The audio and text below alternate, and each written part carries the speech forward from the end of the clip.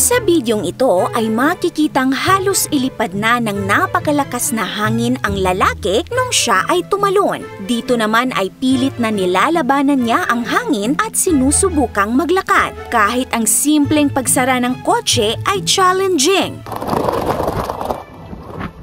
Eksenang ito ay nangyari sa Mount Washington, ang may hawak ng titulo sa Guinness World Records bilang fastest surface wind speed. Ang highest wind speed na naitala rito ay umabot ng 371 kilometers per hour. Mas malakas pa sa hangin ng pinakamalakas na kategori ng isang bagyo.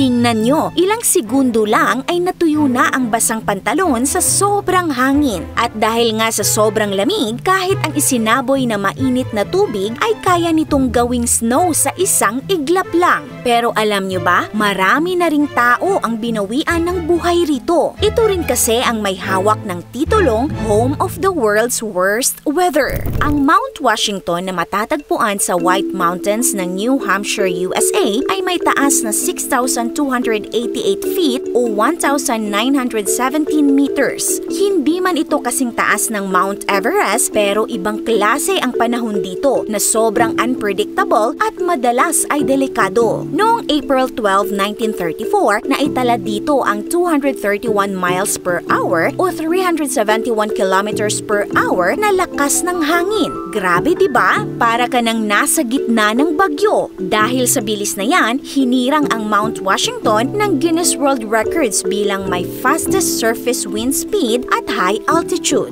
Bagamat may island sa Australia na nakapagtala ng mas malakas na hangin noong 1996, ngunit ang record na ito ay nakuha sa kasagsagan ng isang bagyo. Kaya naman nananatiling iconic ang Mount Washington dahil ito ang may pinakamalakas na hangin na naobserbahan sa surface ng lupa na hindi dulot ng bagyo. Pero bakit nga ba sobrang hangin dito? Sa karaniwan, bawat 3 araw ay may cold o warm front na dumadaan sa New England, kaya madalas magbago ang panahon dito. Dahil nasa northern New Hampshire at gitna ng northern New England, nasa perpektong lokasyon ang Mount Washington para madalas tamaan at salubungin ng samut-saring kondisyon ng panahon. Ayon pa sa mga eksperto sa Mount Washington Observatory, malaki ang papel ng topografiya kung bakit isa ang Mount Washington sa mga pinakamahangin na lugar sa buong mundo. Ang hugis V ng White Mountains ay parang funnel na nagtutok ng malalakas na hangin mula sa west diretso sa summit. Ayon sa Bernoulli's principle, kapag ang hangin ay pinipilit dumaan sa mas makitid na daan, bumibilis ito at ganito ang epekto ng topografiya sa bundok.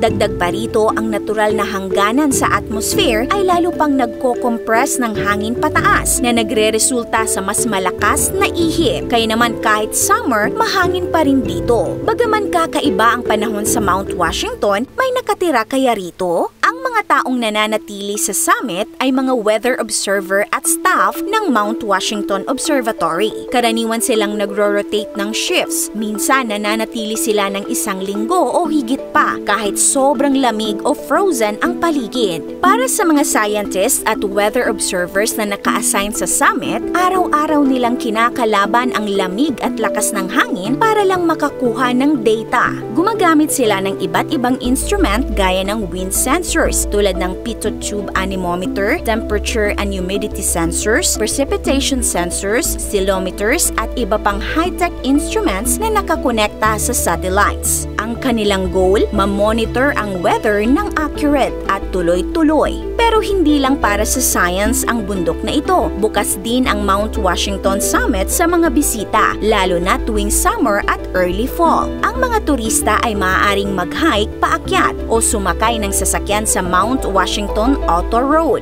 May observatory, museum at viewing deck sa tuktok na maaaring bisitahin. Pero paalala lamang, kahit pa maliwanag ang kalangitan at maganda ang taya ng panahon, asahan na maaaring biglang magbago ito at magkaroon ng hangin na kasing lakas ng bagyo at matinding whiteout dahil sa yelo, lalo na sa winter. Kaya naman pinapaalalahanan ang mga turista na maging handa sa pagbisita rito. At dahil nga sa matinding panahon dito, may higit 160 katao na ang nasawi sa Mount Washington. Karaniwan ay dahil sa hypothermia, frostbite, avalanche at minsan ay dahil sa kakulangan sa paghahanda. Kaya kung mahilig ka sa nature, science o adventure, isama mo na ang Mount Washington sa bucket list mo. Pero tandaan, hindi ito ordinaryong bundok, kaya dapat may respeto, tamang paghahanda at sapat na kaalaman bago mo ito akyatin.